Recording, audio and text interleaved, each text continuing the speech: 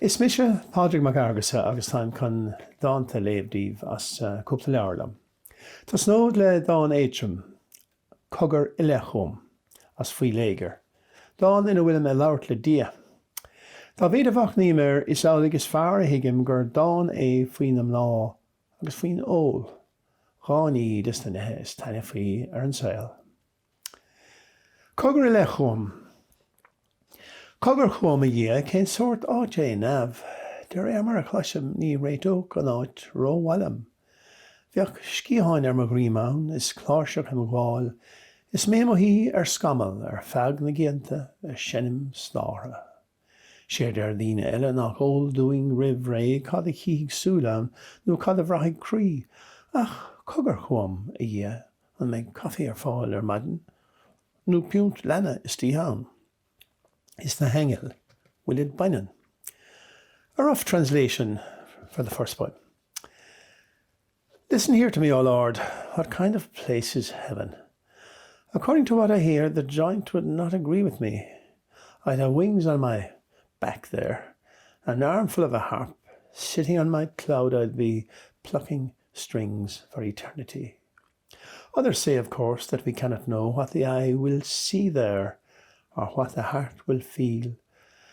But listen here to me, O Lord, will we have coffee in the morning, or a pint of beer at night? And the angels, are they feminine? Tá tagart sa dáin seo a chníd an chrán bethe.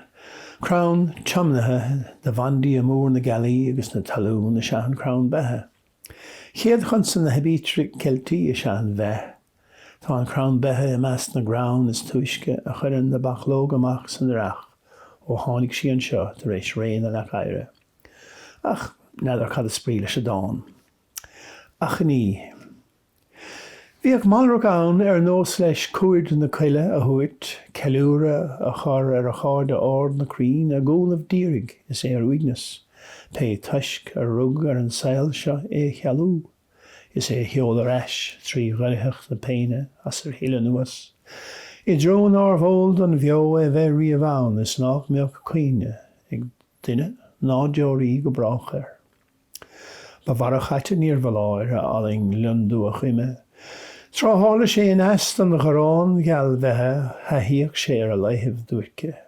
Dáisc, lisne as a gnes na dimpel faoi rairch na gréine. A bhílig ar hiúl is a thug chun stad faoi sé ar imel an talis, gur héileann na deora leis. Is má déanach lasir ár de geall bheithidé le tail chun léargais, tá dán na déir nach mar sin a hála, ach ar ága chná faoi óige blúise de altar na fríse. Bíoch san álaigh nó ná bíoch, is léir ná ar fíriach riamh a éileh go hamláin, go scuil faoi chundí chuoine é, is ar ná lún rian an solas.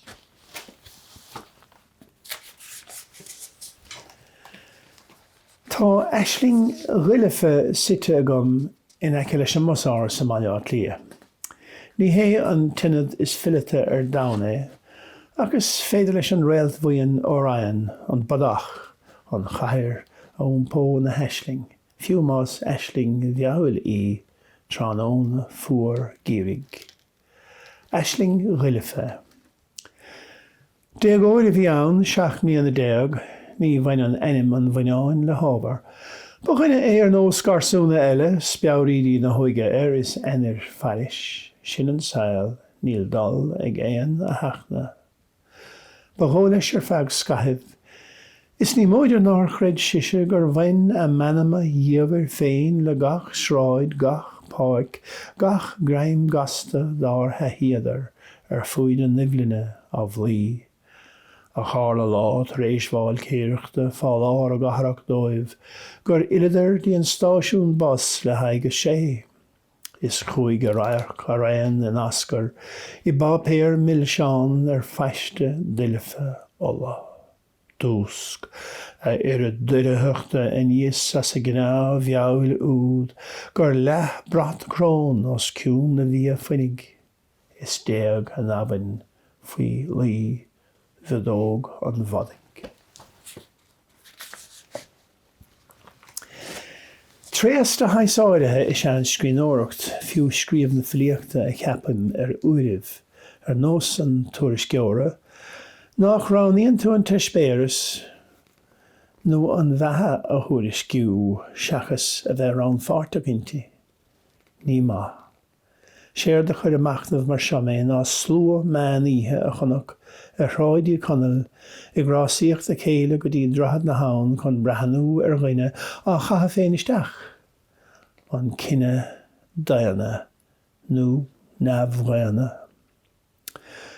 Fuascailt. Ná tógar mé a hiarna, grus ganúis an sciúr seolaí de fian má bheallan máidse an reistant sin mhuinteoir. Ná níor chása go é hiarna mallróid fan na slís mé a cúntas deora fola san rúnú ó má scríim. Cá lochtar mé a hiarna agla na tín trí is tos chrán na páise má heán ímse le taobh. Bé gur tréasart dúan an ranire, nár bhá leis cnámh ógrán dá chuid fola, dá chuid fiola, ná a chrocha féin chrán.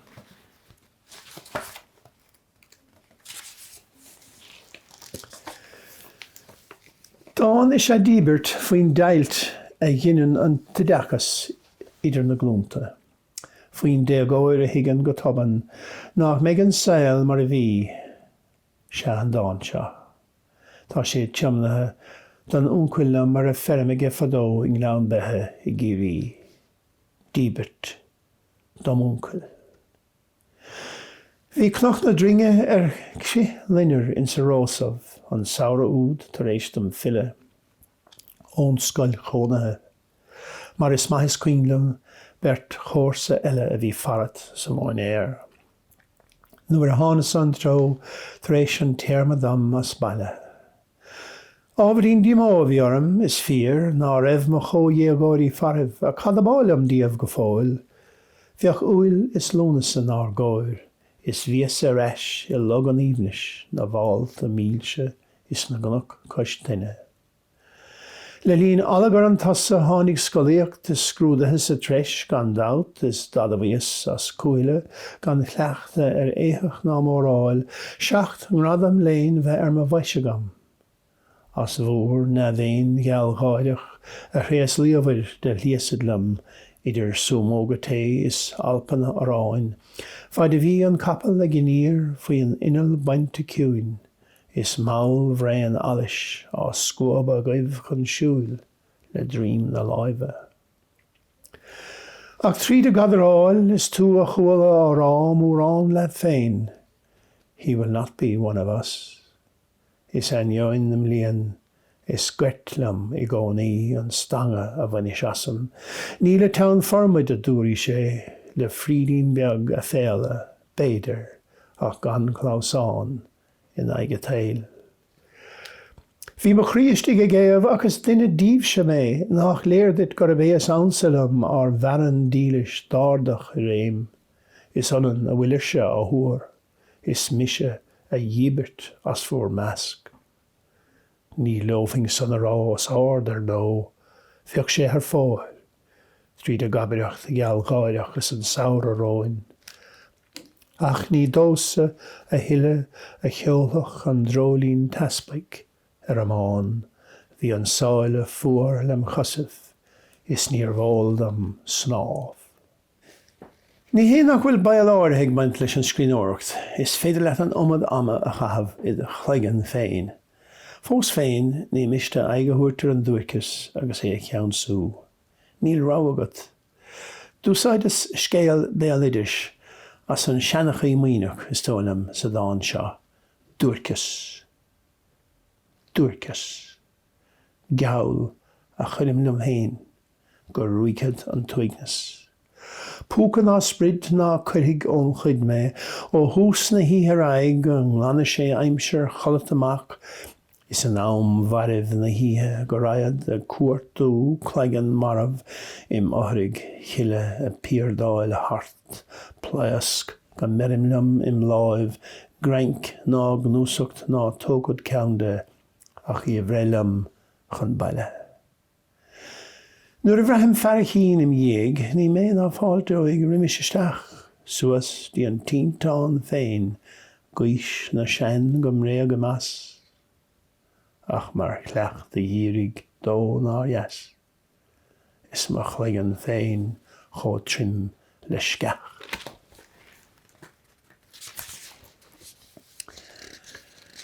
An bhómint is dá an Gharda seo faoin sonas. An sonas nach marin, agus an sonas nach andó go mbíonn sé as.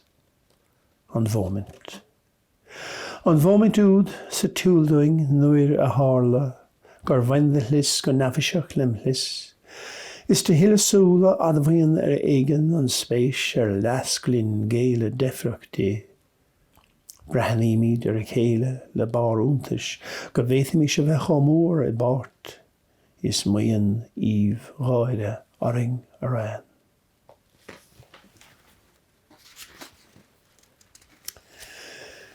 Sa bunscoile fadóigírí chuig go múineach doing nach raibh ach an tain fecha a bháin nach bhéad faoi a bhathab, mar nach raibh sé indéanta ag dia é a bhathab. An pecha inaig an sprid naomh. An pecha sin ná an pecha inaig an tulis.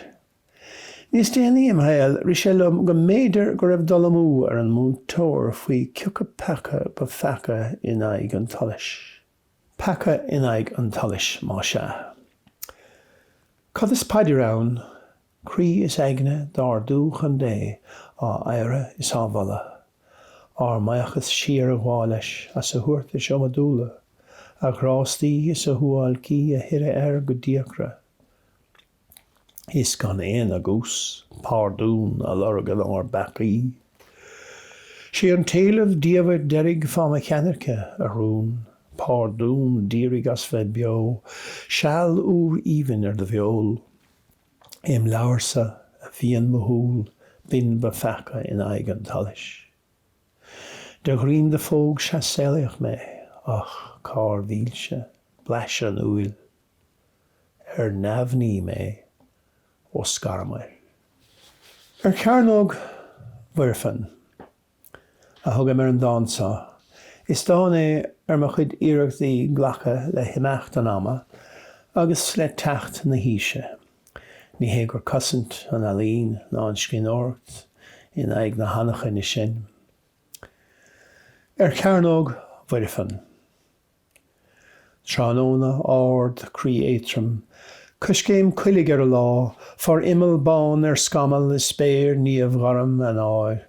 Ba geall lam riamh an bailise, sméam lenamh óg an chial, fahí céis an lithe, na fhuinóga, bios dairí. Lam sa lín le cathair chu gcónaí riamh dá réir an fallróid inte is fille orm féin. Is mé coisgáin an bhuirfan, éiríonn an crí im clíomh, ní mór nach míon lam nGaeilge an bhain bheith ógaríis, nó smaoiníim úr bheag eile ar enir héamh ná luham, is ná óga a gháil haram go seabhrach sair gan bhuirimh. Mar a bhí mis trád a raibh, trán ár gá de Canaletto, chun an spéir a áiliú duine os gan áclia ná elbe. Oir ba chuma iscí catha. Bhí ársail ar ard níos íomne ná portráid ó ré an réasúin ná bheadúta dáras riaga. Ba bheodúing mar a bunan is éon áileáin a líne le de gaia I lucientes ina fráma mBéal mí dhílis. An teaghlach néfa agus nébhóin I ddíreach is tedal an chéadán eile. Is saibh a céile tócha lua faoi leis an tréimhse mBéal ina muine an dáin seo. Pictúr sa dáin na náisiúnta is se an teaghlach néfa a chuirtar I le Granacci, Cardiag 77 Cúideag 43. One's second self a thugan den ínach mar bhíú ar fionachra, focail a haíonn lam ar chúise éagsúla. An teaghlach néfa agus nébhóin I ddíreach.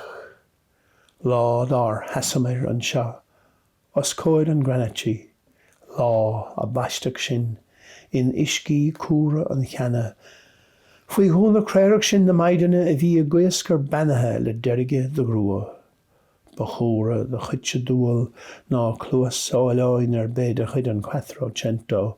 Trím hosta bhín a daire, ba ar ní ardas de raon na meas na cleachtan banathe, óin is an chríost ar glúin na maidiine, Joseph ag feirean róid ó jas di an Égypt, trí a púlia nach maidan. Is an bhéist an ggéalt ag feire go féinach ar bháistear. Ná múin fá dom a uair a bheith am hás malta agus féine a dionachra. Is fada in óbhrón do bhuachta mé. Ba ghiile tú ná luan ar chúl na máthair, ba bhíne ná lámhóin I láimh an plán na hóra. Dá an beag sé Ítha a scríos fadó, trá raibh maithir ar lebbe go bháis. Bás garastar nó an garastún fermanach dó, agus anna iascar is slite a ba é. Ítha. Leagas de lámh ar ráil na lepan, ní ar má láimhse a leagas í. Tí Ítha isteach, is mise Ítha amach. Ítha amach le fada sin an saoil. Ítha an isití I gceó mar fin. Is níomh gach bric ón ngarastar dí á inín, ag éirí modartha iad thuail.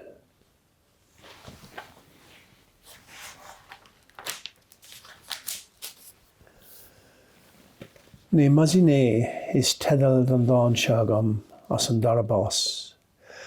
Ba dhíimné maisiné an chuine máthair na ní méthe máthair na Filíochta. Cén fágur cedathe a rinne eile a bheith fós sanna, nuair nach bhfuil ar féin sanna an ceist atá agam. Mné maisiné. Ní linne na gardíní seo hiile. Tá an láúin úd rómhaidech is níl na mian éon fiú díris dar gaoine. Ceolann an cléirúd an Londamh chóbín sa chan sé riamh le líon dúin a bháil céireacht faoi réalt an tránóna. Ach solagasim ó imel ársraháin, líchad de rí fórín titim, trí de scáil smuinteach go grinnel. Pórín dar gaoine, pórín dar nóige, pórín don saibh grá. Dán níos sanna inis fás éon ihe. Enim an chrín ar bhisirúin is sé fás éon ihe. Bhí fór an fadó, nuair ná raibh éon í bhílselam ná fásanna éon ihe a bhailiú do maintín in glean bethe. Fás éon ihe.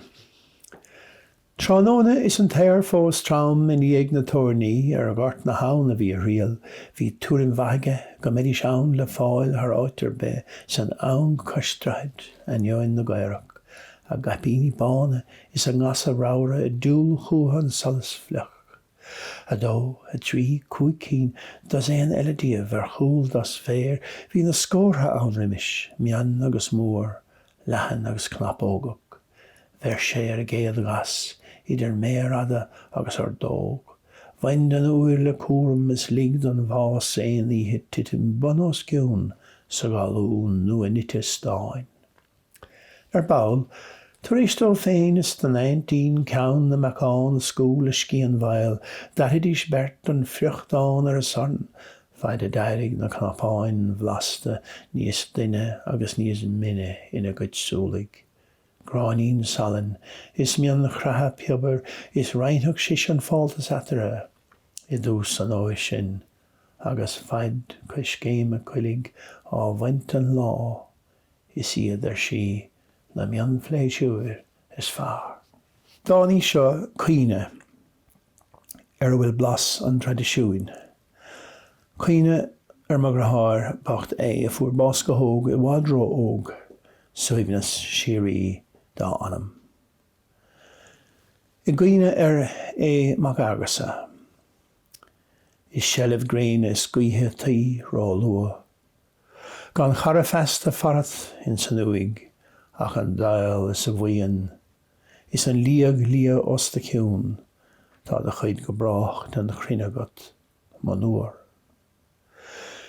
Is a dúin len bheith an sáin bheog an tú, is a dúin gach córs im seo a raint na trúa, is a dúin a fóslam d'athair cos na hua, is de gáid go deod an chrinne agat manúir.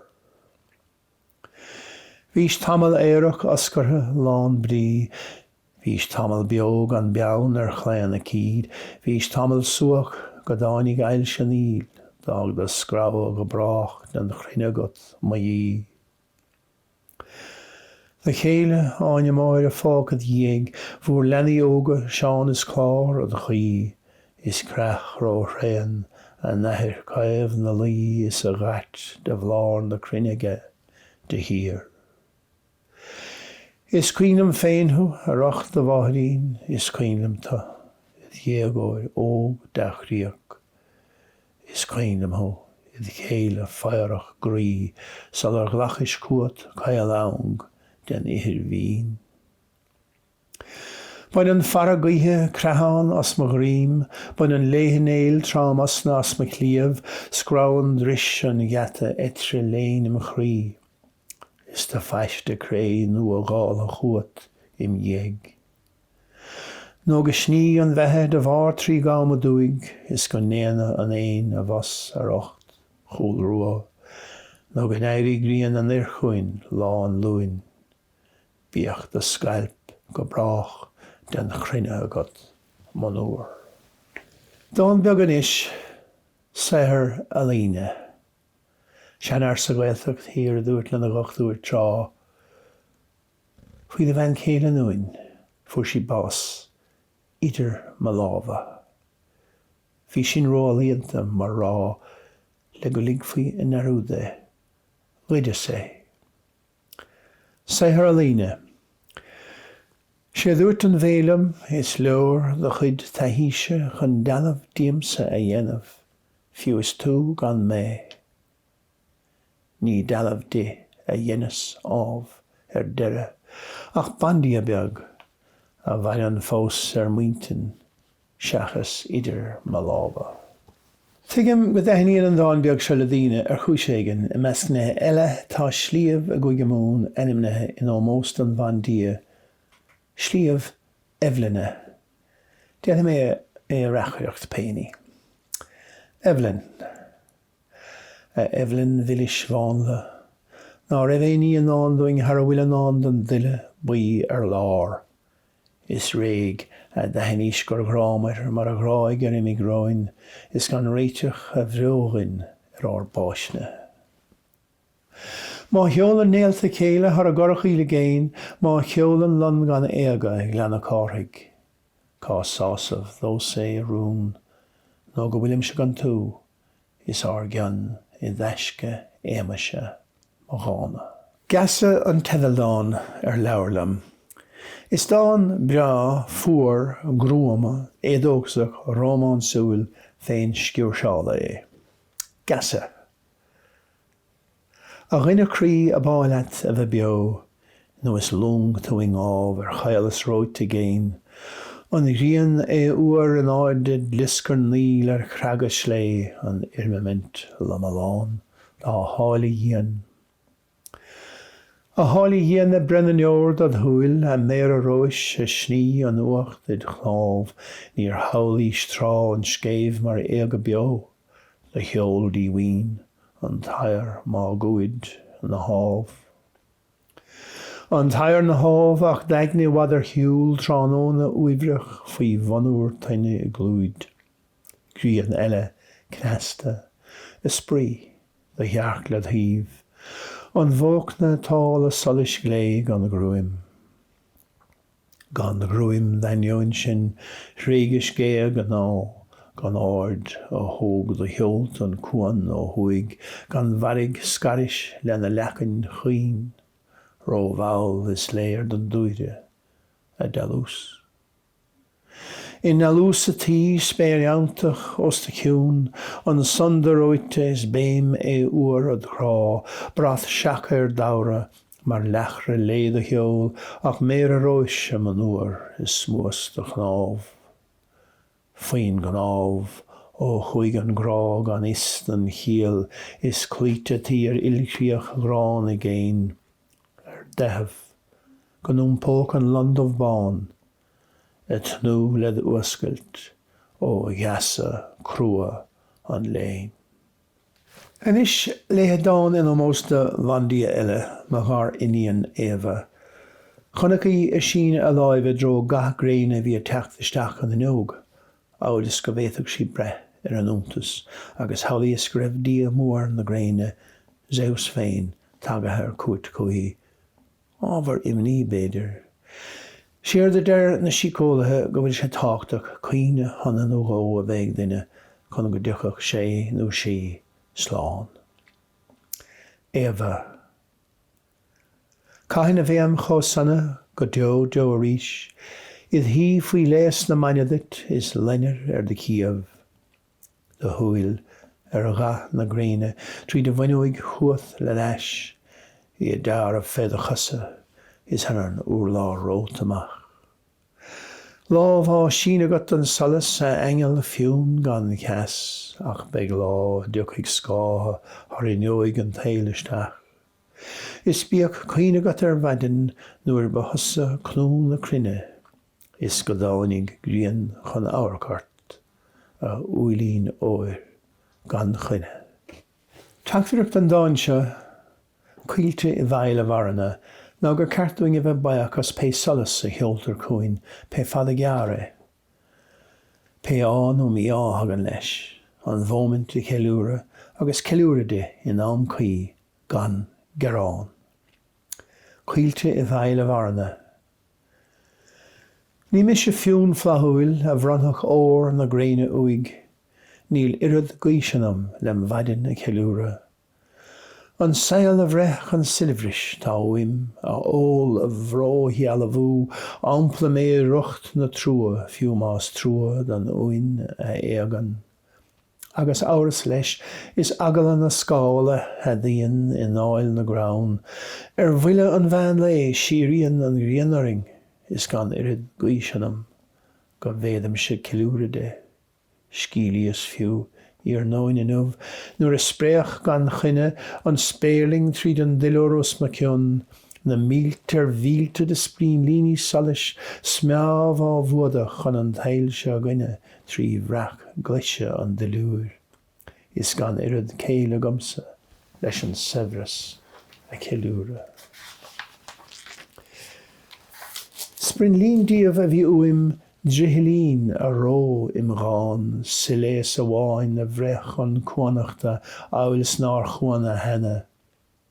Ach nár bhín gach uin I bhos, go deo agam dá ciún.